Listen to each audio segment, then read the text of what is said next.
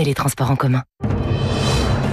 La matinale de Radio Classique avec David Abiker. Et avec Guillaume Tabar à 8h10 avant de recevoir Antoine Fouché, spécialiste des questions économiques et sociales, qui nous parlera des chemins possibles pour François Bayrou et faire accepter une stratégie de désendettement aux Français. C'est pas gagné. Avant cela, l'éditorial politique avec Le Figaro. Guillaume Tabar, bonjour. Bonjour David.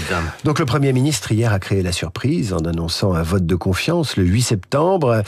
Mais cette décision n'aura-t-elle pas pour seul effet que d'anticiper sa chute ? Écoutez, François Bayrou était de toute façon dans une position quasi impossible, menacé par le mouvement de blocage du 10 septembre, menacé par la pression de la censure de LFI, menacé par le chantage annoncé du PS et du RN lors du débat budgétaire.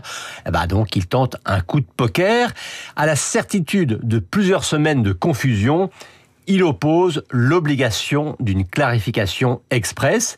Alors, cela passe effectivement par une accélération du calendrier qui est périlleuse pour lui, mais au moins, sur le plan tactique, ce sont désormais les autres, ses opposants, qui doivent se positionner par rapport à lui et non plus l'inverse. Alors, est-ce que ce coup de poker, comme vous le dites, peut l'aider à faire passer son plan de maîtrise de la dette ? Écoutez, c'est là quand même que ce coup de poker semble déjà avoir fait long feu, car le but de son opération surprise n'était pas uniquement d'accélérer le calendrier, mais d'abord et surtout de recentrer le débat, c'est le verbe qu'il employait, sur la question essentielle, celle de l'urgence à conjurer le surendettement du pays.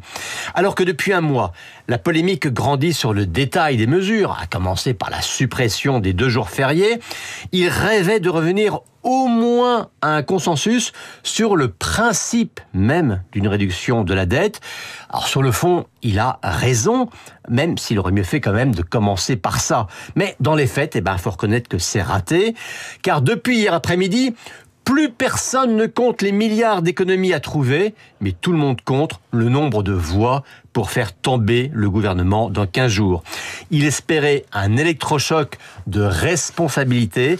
Il ne fait qu'aviver l'impatience d'un électrochoc politique qui, si Bayrou tombe le 8 septembre, sera plutôt un saut dans l'inconnu. Alors cette initiative du Premier ministre s'apparente-t-elle donc à un sacrifice personnel ?